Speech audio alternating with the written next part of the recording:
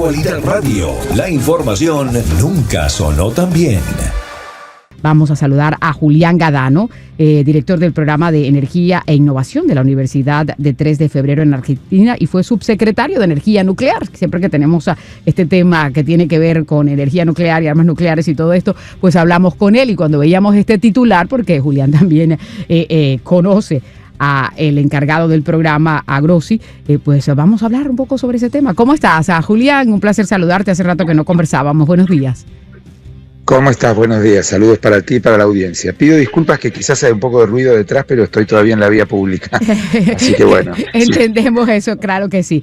Lo importante es que podamos conversar. Primero, antes de hablar un poco del interés de Grossi, que ha manifestado que le gustaría postularse para secretario, ¿cómo ves todo esto y esta tensión que siempre ha existido y en relación del monitoreo que hay que hacer para evitar la proliferación de las armas nucleares y en particular el caso de Irán, que es punto central en estas conversaciones, a ver si se logra algo con ese país? Claro, bueno, respecto de Irán, para focalizarnos en Irán, creo que, coincido contigo, es sumamente importante que el mundo logre acuerdos, que el mundo logre que Irán se siente a una mesa nuevamente, cosa que pasaba hasta el año 18, para, acordar ciertos términos por los cuales Irán no siga avanzando en sus capacidades nucleares, ¿sí? Irán sostiene que no quiere una bomba nuclear, pero está desarrollando capacidades que son difíciles de justificar para fines pacíficos. La más clara de esas es el enriquecimiento de uranio, es decir, el aumentar la proporción en el combustible del isótopo 235, lo cual, al nivel de enriquecimiento que tiene Irán, solo es justificable para fines militares. Entonces es importante que se acuerde con Irán, o se logre que Irán efectivamente no siga con esas capacidades, porque eso lo acerca a estar en condiciones de tener un artefacto nuclear. Ya tiene mucho uranio enriquecido al 60%, solo le faltaría aumentar ese nivel de enriquecimiento, lo cual ya a esa altura no es complicado, para poder tener combustible apto para una bomba. Si Irán tuviera esas capacidades, sería un desastre no solo para la región, sino para el mundo, un desastre en su relación, en su conflicto con Israel, pero también un desastre en su competencia con Arabia Saudita, con lo cual, es importante que se logre eso, es importante, y el rol de Estados Unidos en ese sentido es clave, ¿no? Porque ha liderado eso, con lo cuel esperamos que estos diálogos que se vienen realizando con la mediación de Omán prosperen, ¿no? Claro. Ahora, el otro tema, y es el interés que tiene Rafael Grossi de pronto de ser secretario de las Naciones Unidas, ¿cómo lo ves? Bueno, mira, te voy a dar una respuesta seria y después voy a terminar con una respuesta no tan seria. Pero la respuesta seria es, como tú dijiste, yo lo conozco, soy amigo de Rafael, y por supuesto, no puedo negarte mi posición subjetiva respecto a que me parecería muy bueno que una persona con las capacidades de Rafael tuviera esa posición. Vamos a decir tres cosas al respecto. Primero, dentro de las reglas no escritas de Naciones Unidas, que no están escritas en ningún lado, pero se han venido respetando, cuando termine el mandato del actual secretario general, le toca a América Latina. No está escrito en ninguna parte, pero esa rotación ha funcionado. Sí. Ese es el primer elemento que la audiencia tiene que conocer. Es decir, es muy probable, es casi seguro que el próximo secretario general va a ser de Latinoamérica, ¿sí?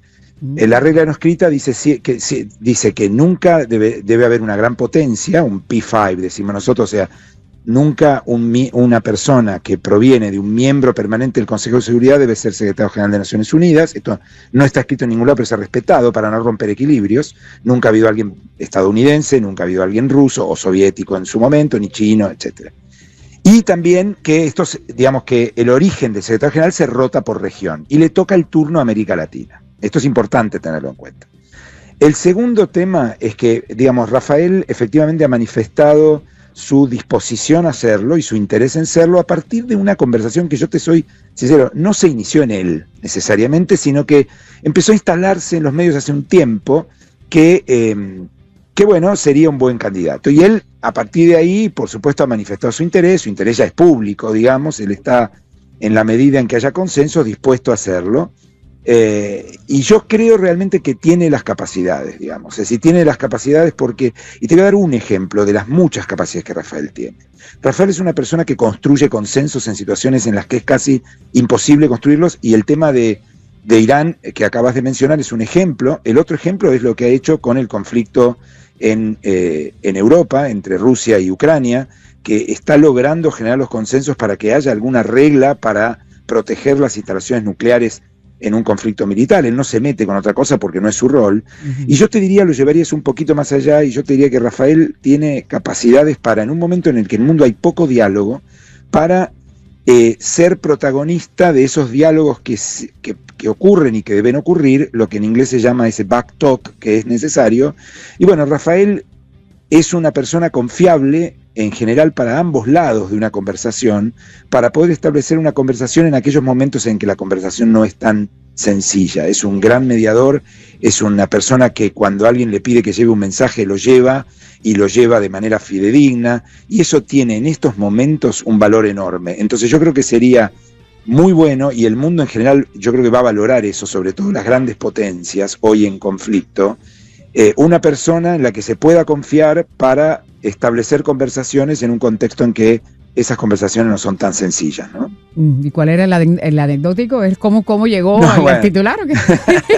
No, la parte poco seria es, tú sabes que a nosotros los argentinos tenemos fama de que tenemos un ego un poco grande, ajá, y que tenemos una autoestima un poco grande, y estamos un poco mal porque nos quedamos sin papa. Entonces ahora necesitamos otro personaje importante en el contexto internacional. Así que bueno, ojalá. Pero hablando serio, eso haría muy bien a la autoestima de los argentinos. Pero más allá de eso, yo creo que el mundo, digamos, sobre todo las potencias globales, que son las que deciden finalmente, para ser sincero, en el Consejo de Seguridad, Rafael tiene muchas ventajas que muchos valoran, digamos, ¿no? Que de ambos lados, no quiero decir que es uno del lado de los buenos que habla con los malos, porque no me gusta poner el mundo como buenos y malos, pero es muy valorado, créeme que es así, en Rafael, la capacidad que tiene de establecer puentes, digamos, entre sectores, entre personas, entre áreas del mundo, entre dirigentes que necesitan dialogar y que a veces necesitan, para comenzar esos diálogos, de alguien que establezca ese puente. Entonces ese rol que Rafael ha cumplido ya en Europa, en Irán, desde la OIEA, lo puede multiplicar por 100 en Nueva York, ¿no? Claro, bueno.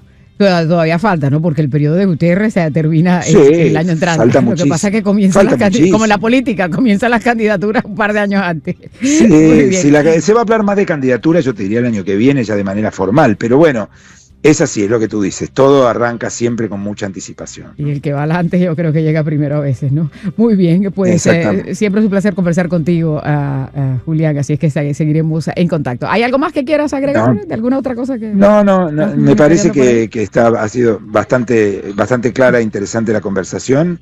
Así que bueno, veremos si los argentinos tenemos un nuevo papa laico en Nueva York, ¿no? Ay.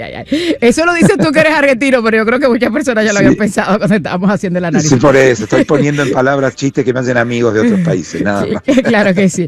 Pues